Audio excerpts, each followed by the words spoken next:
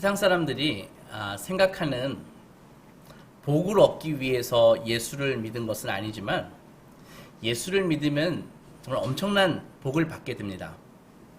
근데 특이한 것이 예수를 믿지 않거나 교회를 다녀도 그 복을 경험해 보지 못한 사람들이 볼 때에는 그 예수 믿는 복이 복같이 보이지 않는다는 것입니다.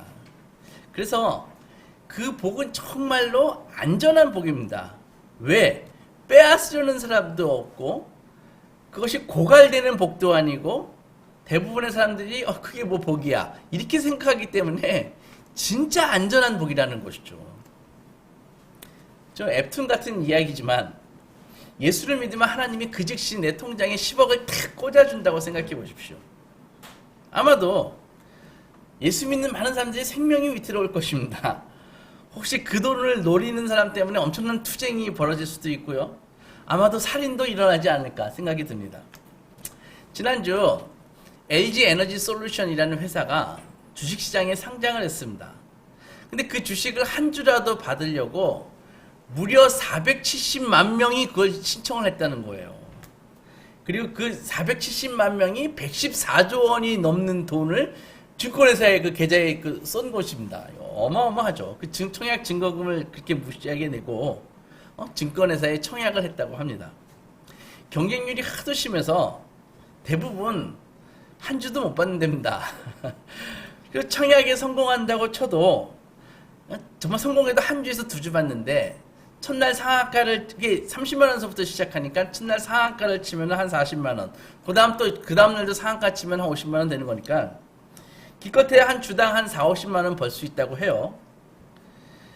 이 어마어마한 청약 열기를 느낄 수 있습니다. 우리 사회에서 이 부를 향한 열정은 다른 어떤 지구상에 있는 국가보다도 압도합니다. 서점에서요, 투자나 재테크가 아닌 책은 사실 팔리지 않습니다. 거의. 그 행복의 조건을 이렇게 국가마다 조사하잖아요. 공신력 있는 기관에서. 우리나라는 해마다 행복한 국가에서 순위가 막 떨어집니다. 자국 국민한테 묻는 거예요. 당신 나라에서 행복하십니까? 하는데 이게 해가 갈수록 우리는 떨어집니다. 특이한 것은 다른 나라는 이 행복의 조건이라는 게 예를 들면 이런 것입니다. 저녁이 있는 삶, 가족 간의 행복, 그리고 내가 무엇을 붙잡는 신념, 막 이런 것들을 행복의 조건으로 하는데 우리나라는 그냥 별거 없습니다. 행복의 조건 중에 첫 번째는 돈입니다. 그럼 두 번째, 세 번째는 뭘까요? 다 돈으로 살 수 있는 것입니다. 그래서 결국 우리나라는 행복의 조건이 돈입니다. 그런데 그럴수록 우리가 시간이 갈수록 느끼는 이 감정은 이게 풍성함이 아니라 오히려 빈곤을 느낍니다. 그것도 상대적 빈곤을 느끼죠. 대한민국이 자타가 공인하는 이 세상에서 가장 부유한 나라입니다. 돌아다녀 보십시오. 대한민국처럼 실제적으로 부유한 나라는 없습니다. 그런데 이 가장 부유한 나라에서 가장 빈곤을 느낀다는 게 정말 아이러니 중에 아이러니입니다. 한국전쟁이 끝나고 그렇게 어려울 때도 우리나라 60, 70년도 때 제가 자랄 때 우리 모두는 다 결혼하고 아이 낳고 행복하게 살았습니다. 그래서 지금은 그렇게 평범하게 누려왔던 것들을 다 두려워하는 것입니다. 두려움으로 다가오죠.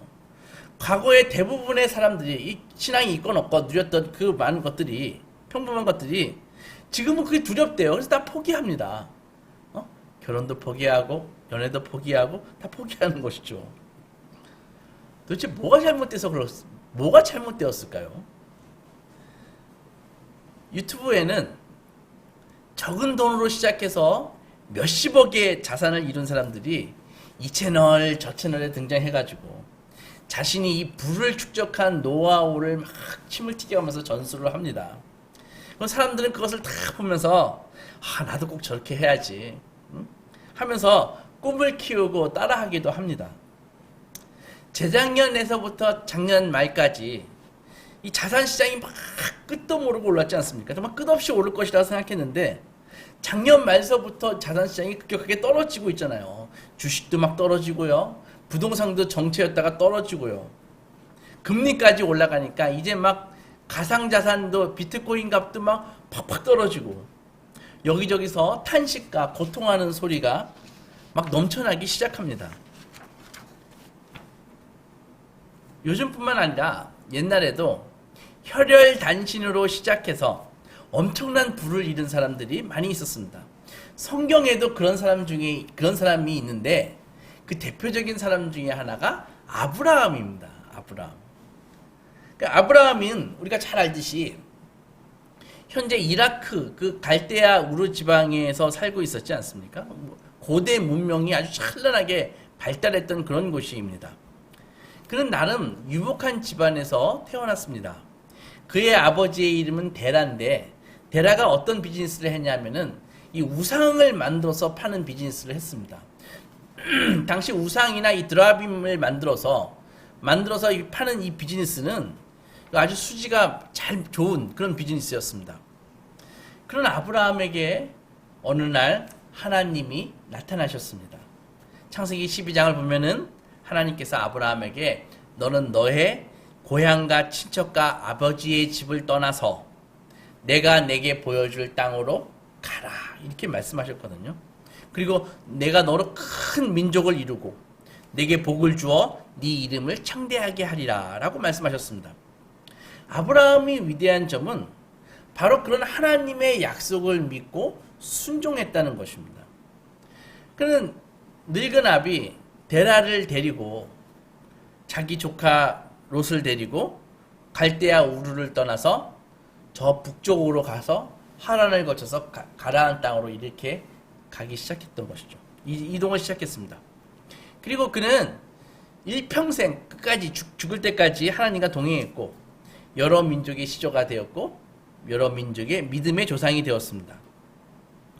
유대인들은 우리가 알듯이 선민의식을 갖고 있죠. 선민의식. 무슨 말입니까? 자기네는 선택된 민족이다.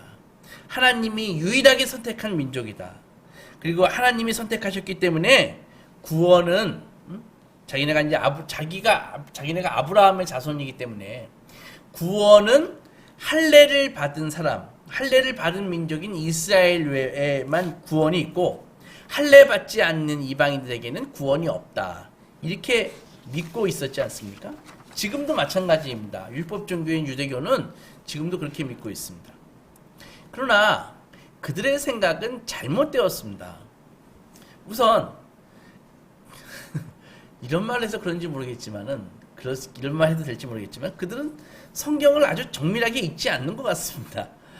우선 아브라함 본인이 할례를 통해서 의롭게 된 것이 아닙니다.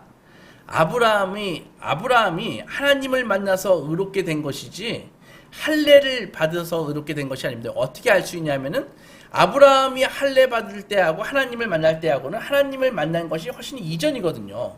그러니까는 아브라함이 창세기 17장에서 할례를 받는데 하나님은 창세기 15장에서 만났거든요. 그래서 하나님이 뭐라고 하셨습니까? 아브라함이 여호와를 믿음에 15장 6절에 아브라함이 여호와를 믿음에 하나님이 이를 의로 여기시고 그렇게 말씀하셨다고요. 그리고 한참 뒤에 할례를 받았다고요. 그러니까는 아브라함이 의로움을 받은 때하고 할례를 받을 때하고는 시간차가 상당히 있다는 것이죠.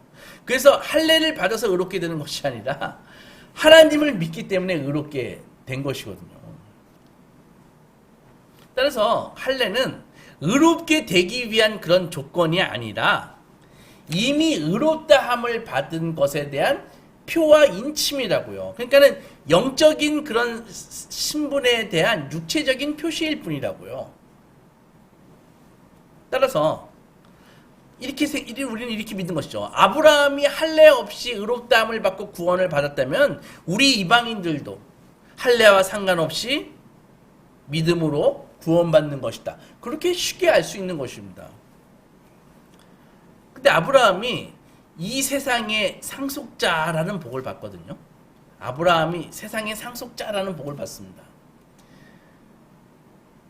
그러나 그가 그 세상의 상속자라는 그 약속을 받을 수 있었던 이유는 율법을 잘 지켰기 때문이 아니라는 것이죠. 율법이 언제 주어졌습니까? 아브라함이 죽은 지 500년이나 지나가지고 시내산에서 모세에게 하나님이 주신 것이 율법이라고요. 그러니까는 아브라함은 율법을 몰랐기 때문에 율법에 순종할 수도 없었습니다. 그러면 아브라함이 어떻게 구원받았습니까? 바로 하나님의 약속을 신뢰했기 때문에 구원받은 것이죠. 그래서 율법은 구원에 이르는 길이 될 수 없습니다. 율법에 속한 사람들이 상속자가 된다면 믿음은 쓸데없는 것이 되는 것이죠. 그리고 하나님의 약속도 필요가 없는 것입니다. 그러면은 우리는 여기서 이런 질문을 할 수 있습니다. 그럼 율법을 왜 주셨을까? 율법을 왜 주셨을까? 율법을 주신 이유는 바로 율법이 우리 죄를 깨닫게 해주기 때문에 율법이 필요한 것입니다. 그러니까 율법이 없으면 죄가 죄인지를 모르는 것입니다. 그러니까 율법을 우리는 살펴보면 살펴볼수록 우리의 부족함과 우리의 죄악이 드러나게 되고 우리의 한계를 절감하게 됩니다. 율법을 가장 지엄하게 알려주신 분은 예수님입니다. 전에는요 도둑질 안 하면은 도둑질 안 한 걸로 알고 있었거든요. 근데 예수님이 탁 나타나셔서 탐심을 품는 것 자체가 도둑질이다, 이렇게 알려주셨거든요. 예전에는 실제로 간음을 저질러야 간음이라고 생각을 했었거든요. 근데 예수님이 탁 나타나셔가지고 여자를 보고 이성을 보고 음심을 품는 것 자체가 간음이다, 그렇게 율법을 탁 가르쳐 주시니까 그걸 듣고 절망 안 할 사람이 아무도 없는 것이죠. 전에는 칼로 찔러서 죽여야 살인인 줄 알고 있었거든요. 근데 예수님이 탁 나타나셔가지고 너가 형제를 미워했냐? 너 살인한 것이다, 이렇게 말씀하시니까 그것에 우리는 다 나가 떨어지는 것입니다. 율법이 이런 거구나. 율법은 무엇을 합니까? 우리가 죄를 깨닫게 해준 게 하는 것이 율법이라는 것이죠.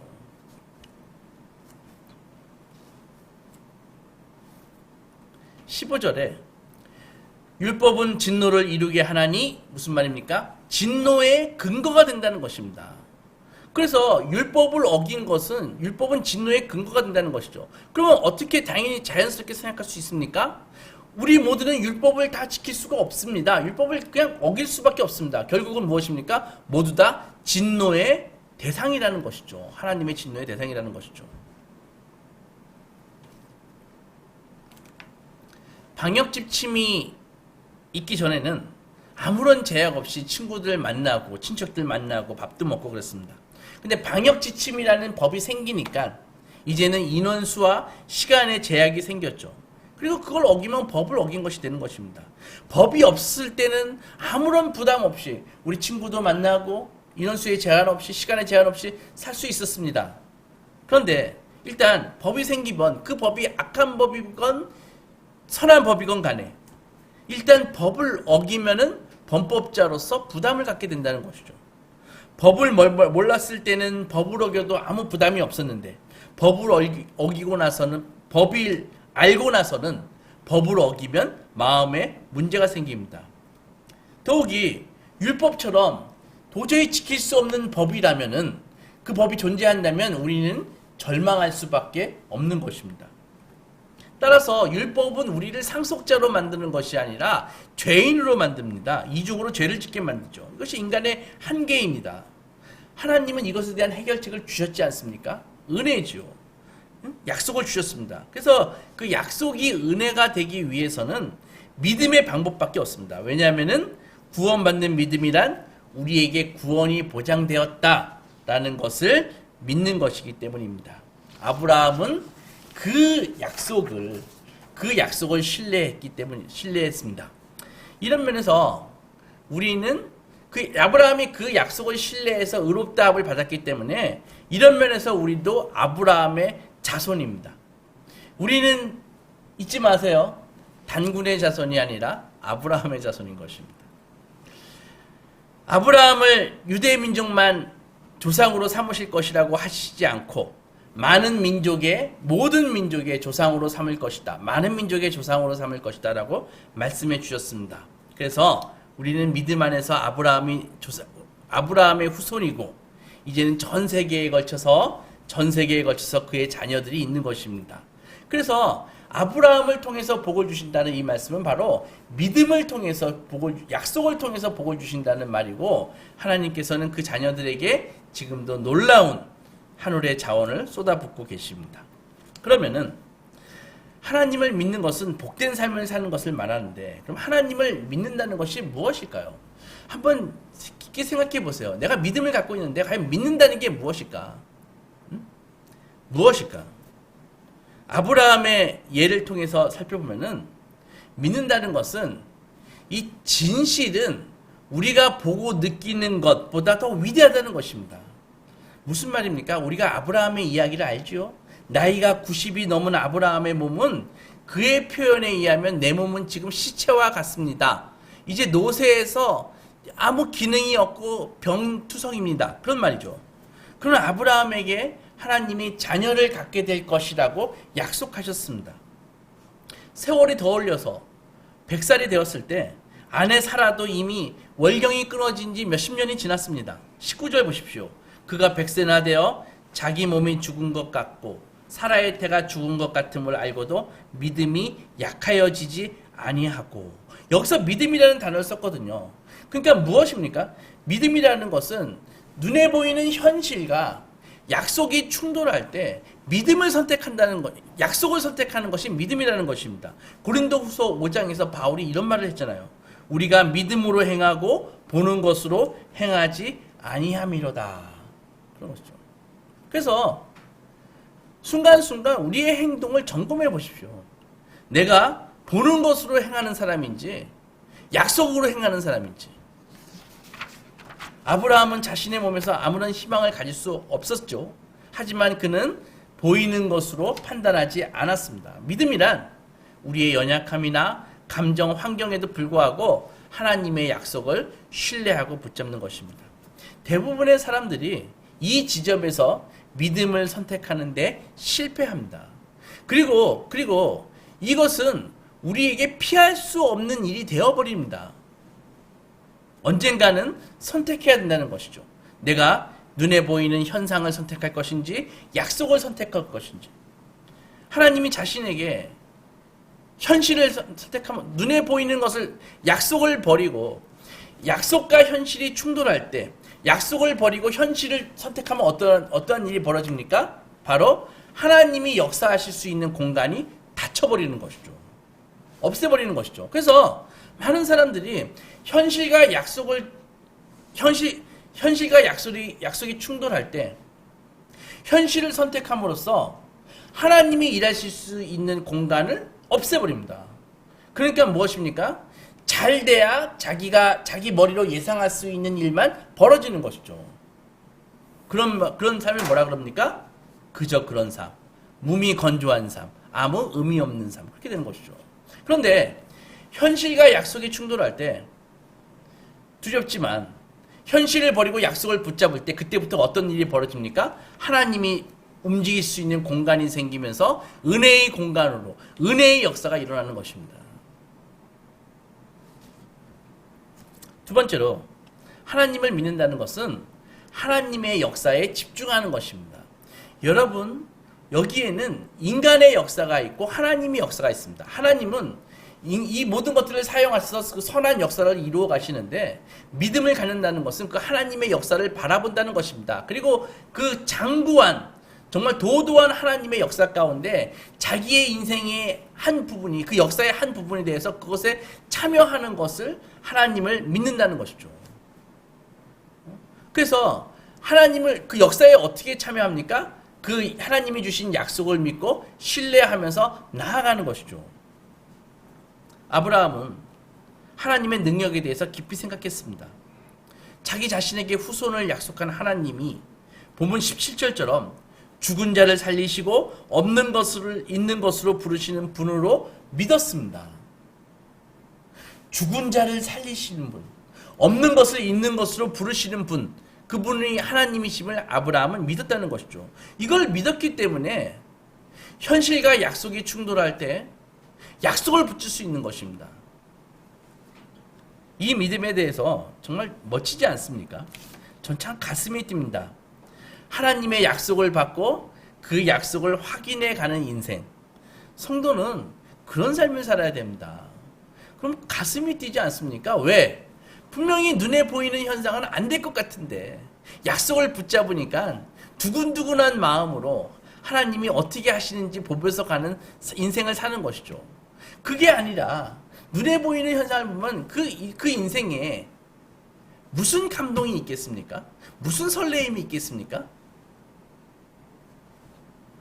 아브라함은 이렇게 생각했습니다. 창조주 하나님이 살아계시면 그분은 무슨 일이든 못할 것이 없다. 비록 나와 사라 모두 나이가 많긴 하지만 그분은 창조주이시다. 우리의 나이 따위는 그분에게는 결코 문제가 되지 않는다. 이게 아브라함의 생각이었다고요. 믿음은 하나님에 관해 생각하고 그분에 대한 그 사실들에 집중하는 것입니다. 우리는 이미 아브라함이 어떠한 복을 받았는지 알고 있습니다. 하나님은 사라의 그 불임의 태를 생명의 태로 바꾸셨습니다. 하나님의 능력은 십자가에서 당신의 아들을 살리실 때 절정이었죠. 여러분, 하나님이 어떤 분이시고 무엇을 하실 수 있는지 깊이 생각한다면 사실 우리는 아브라함보다 훨씬 더 우월한 입장입니다. 유리한 입장입니다. 우리는 아브라함은 옛날 분이지만 우리는 그 사이에 어마어마한 믿음의 증거들을 봐왔지 않습니까? 경험했지 않습니까? 세 번째로 하나님을 믿는다는 것은 하나님의 말씀을 있는 그대로 믿는다는 것이죠. 21절 보면 아브라함은 약속하신 그것을 또한 능히 이루실 줄을 확신했다. 그러니까 믿음은 하나님에 대해서 아는 것뿐만이 아니라 하나님의 말씀을 믿는 것입니다. 하나님의 약속이 나의 감정과 충돌해도, 하나님의 약속이 나를 통해 실현되기에는 내가 너무 그지가 별 일 없는 인간이라도, 내가 너무 부족해도, 하나님의 약속이 지금 나의 현실과 부합하지 않는다고 해도 하나님의 말씀을 붙잡는 것입니다. 믿음은 하나님이 약속한 것을 바라보면서 그것이 나를 위한 진실이 되게 하는 것입니다. 부활에 대한 소망이 진짜 있는 성도라면은 죽는 순간 있잖아요. 죽는 순간은 정말 가슴 뛰는 순간이 될 것 같지 않습니까? 내가 보세요. 내가 의사는 이미 선고를 내렸고 나에 대해서 이제 그날이 언젠가 올 거잖아요. 그때 내가 이런 생각을, 내가 이미 말할 기록도 없지만 나는 이런 생각을 할 수 있지 않을까요? 아, 그래. 내가 몇 분 후면은 하나님의 그 약속을, 내가 평생 동안 붙잡아왔던 그 약속을 내가 이제 체험할 수 있는, 천 존재로 체험할 수 있는 순간이 올 것이다 할 때 얼마나 스릴 넘칠까요? 매력 있지 않습니까? 우리는 어떻게 하면 이렇게 매력적인 믿음을 가질 수 있을까요? 아브라함처럼 이렇게 굳건한 믿음을 어떻게 하면 가질 수 있을까요? 첫 번째, 일단 하나님에 대해서 깊은 이해가 있어야 됩니다. 하나님은 말씀을 통해서 당신을 계시하시잖아요. 말씀을 통해서 우리는 하나님의 약속을 받는 것입니다. 말씀을 묵상하고 연구하고 그럴 때 자신에게 약속이 주어집니다. 그리고 소망 가운데 그 약속을 탁 붙잡을 때 비로소 말씀이 자기의 약속이 되는 것입니다. 이게 자산인 걸 아십니까? 내가 붙든 말씀, 누구도 흔들 수 없는 내가 붙든 말씀이 있는 그 개인, 그 말씀이 그분의 자산인 것입니다. 두 번째로, 환경이 아니라 나의 능력이나 배경이나 스펙이 아니라 하나님의 약속과 말씀 위에서 행동하는 것입니다. 그러니까 현실이 아니라 약속 위에서 결정합니다. 주신 약속들이 정말 실제다. 내 현실이 아니라 주신 약속이 실제라고 느끼면은 그때 우리 믿음은 살아있게 됩니다. 살아나게 되는 것입니다. 성경에 하나님의 보호와 공급하심에 대한 약속들이 많이 있죠. 그죠? 그러나 그건 성경에 있는 말씀이고 그 말씀을 내 것으로, 그 약속으로 받지 못하면은, 그 말씀을 신뢰하지 못한다면, 보세요. 하나님이 성경에 당신께서 공급하시겠다고 하는 약속들이 많이 있어요. 근데 그건 성경에 있는 말씀일 뿐이에요. 만약에 그 말씀을 내가 안 붙잡으면 어떻게 됩니까? 누가 공급해야 돼요? 내가 공급해야 되죠. 그죠? 그러면 어떻게 합니까? 자연스럽게 저의 삶은 빈곤한 삶을 살게 될 수밖에 없어요. 왜? 능력이 미천하니까. 내 능력은 없는데 삶은 만만치 않아. 근데 공급을 내가 해야 돼. 어떡합니까? 그러니까는 빈곤한 삶을 사는 것이죠. 성도라 할지라도 그렇게 살면은 하나님께 드리거나 이웃에게 베푸는 것에 극도로 소극적인 삶을 살 수밖에 없습니다. 왜? 내가 공급해야 되니까. 반대로 이 하나님의 이 공급하시겠다는 이 약속을 진짜 붙잡은 사람들은, 이 약속을 자신의 약속으로 믿음 가운데 탁 붙든 사람들은 삶 자체가 언제나 풍성합니다. 왜? 내가 써도 공급하시니까. 뭐 그걸 믿고 확인해 온 삶이었으니까. 그러니까는 하나님의 공급하심을 계속 경험하니까 이제는 의심 안 하는 것이죠. 이제는 의심 안 하는 것이죠. 하나님의 공급하심을 믿으니까 그냥 풍성하게 삽니다. 같이 사는 사람이 걱정될 정도로. 무엇을 먹을까, 무엇을 입을까 걱정하는 삶이 아니라 하나님의 나라와 그분의 의를 위해서 살게 됩니다. 진정한 부유한 사람이 되는 것이죠. 그러면 아브라함의 믿음은 어떠했을까요? 언제나 굳건했을까요? 아브라함의 삶을 잘 들여다보면은 사실 그의 삶에도 많은 굴곡이 있었습니다. 창세기를 읽어보면 아브라함은 이렇게 나그네의 삶을 살잖아요. 그러니까는 이렇게 이동을 하기 때문에 그곳의 왕들 때문에 많은 고초를 겪는다고요. 예를 들어가지고 가나안에 입성했을 때는 그 지역에 막강한 아비멜렉이라는 왕이 있었거든요.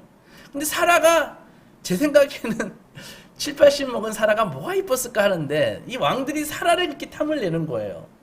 그래가지고 막 아브라함에게 막 선물을 주는 것이죠.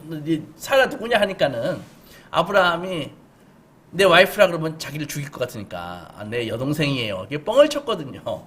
그러니까 막 아비멜렉이 선물을 아브라함에게 주면서 사라 놔줘라 해가지고 그렇게 거짓말을 했다고요. 하나님이 구해주시고 또 애굽 내려갔을 때도 바로 왕이 사라가 막 이뻐 보여가지고 또 사라를 딱 취하려고 하니까 누구냐 그러니까 또 여동생이라 그러고 두 번이나 거짓말했지 않습니까?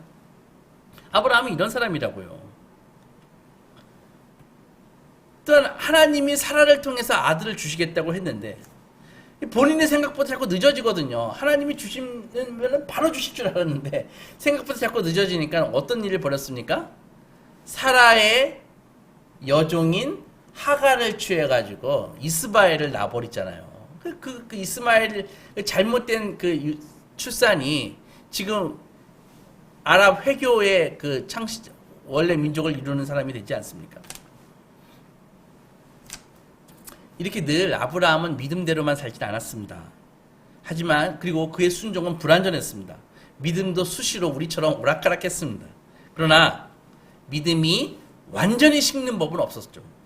자신의 많은 흠에도 불구하고 결국은 그는 하나님의 약속을 끝까지 붙들었습니다. 실제로 20절에서 믿음으로 견고하여져서 하나님께 영광을 돌렸다라고 되어 있지 않습니까? 실수를 했지만 실수한 다음에 아브라함은 내가 다시 생각해 보니까 나의 유일한 희망은 하나님의 약속이구나. 하나님을 신뢰하는 것이구나. 그렇게 생각할 수밖에 없었습니다. 믿음이 있다고 해도 여러분 우리의 삶은 완벽하지 않습니다. 다만 하나님이 내게 주신 약속의 말씀을 붙잡고 약속을 지키는 하나님께 날마다 가까이 가는 것이 성도의 삶입니다. 그 과정에서 우리는 분투하기도 하고 우리는 승리의 기쁨을 맛보기도 하고 우리는 실패하기도 하는 것입니다. 그러니까 믿음이란 하나님의 약속을 신뢰하는 그때에 의롭다고 여겨주시는구나 이것을 믿는 것입니다. 오늘 본문의 사도는 아브라함에게 주셨던 이 놀라운 약속이 아브라함만의 것이 아님을 이야기하고 있습니다. 23절 보십시오. 의로 여겨졌다 기록된 것은 아브라함만 위한 것이 아니요. 24절 의로 여기심을 받을 우리도 위함이니 곧 예수 우리 주를 죽은 자 가운데서 살리신 이를 믿는 자니라. 우리에게 구원받는 믿음이 무엇입니까? 바로 우리가 범죄한 것 때문에 하나님의 아들 예수 그리스도께서 죽으셨고 거기까지 끝나면 안 돼요. 우리를 의롭다 하시기 위해서 하나님의 아들이 다시 부활하셨음을 믿는 것입니다. 하나님이 아브라함에게 주셨던 약속은 그의 후손 가운데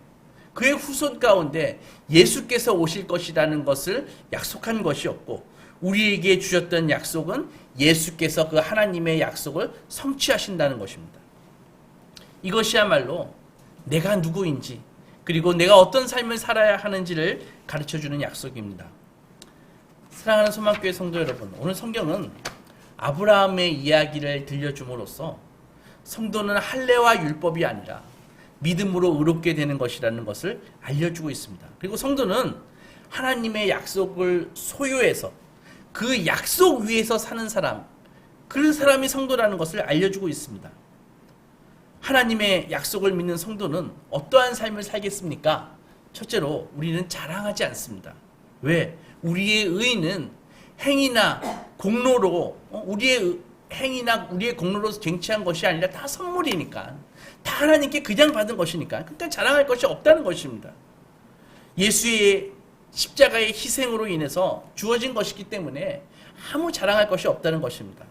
오직 우리는 소망과 겸손함을 갖게 된다는 것이죠. 두 번째로 성도의 삶은 살면서 주눅들지 않습니다. 어떤 환경에서도 절망하지 않습니다. 어떤 정죄에서도 우리는 흔들리지 않습니다. 비록 우리가 죄로 물들었었지만 그 죄값은 이미 치러졌고 그 죄는 우리를 더 이상 정죄하지 않고 우리를 불리하게 하지 않습니다. 그 대신 성도의 마음에는 누구도 흔들 수 없는 하나님의 약속이 있습니다. 세상이 알지 못하는 하나님의 은혜가 부어지기 시작합니다. 그래서 항상 감사하고 어떤 환경에서도 기쁨이 넘치고 인간과 환경을 두려워하지 않는 안정감을 누리게 되는 것이죠. 셋째로 하나님의 역사를 이제는 바라보게 됩니다. 예수 믿기 전에는 그저 잘 먹고 잘 사는 것이 내 인생 최대의 목적이었는데 하나님의 자녀가 된 지금은 우리 자신이 하나님의 위대한 계획, 우리 자신이 하나님의 위대한 계획 가운데 일부라는 것을 깨닫게 됩니다. 여러분, 100세가 다 된 아브라함과 사라에게 하나님의 약속에 무슨 소망이 있었겠습니까? 그러나 하나님의 영광을 보기 위해서는 하나님의 약속이 필요 충분 조건이라는 것이죠. 그것만 있으면 된다는 것입니다. 다른 것이 필요 없다는 것입니다. 그리스도 안에서 우리가 의롭게 될 수 있는, 우리가 의롭게 될 수 있다는 하나님의 약속 외에는 영생에 대한 어떠한 소망도 우리에게는 필요 없습니다. 비록 살면서 우리가 즐거워했던 것을 상실할 수도 있고, 사랑했던 것을 빼앗길 수도 있고, 사람과 세상에 배신을 당할 수도 있지만 우리는 절망하지 않습니다. 왜? 우리는 이렇게 말할 수 있기 때문입니다. 나에게는 하나님의 약속이 있다.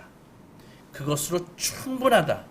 내가 이 좁은 길을 걸으며 항상 기뻐할 수 있는 나의 있는 이 이유는 바로 나의 기이한 에너지와 자원의 원천이 하나님의 약속이기 때문이다.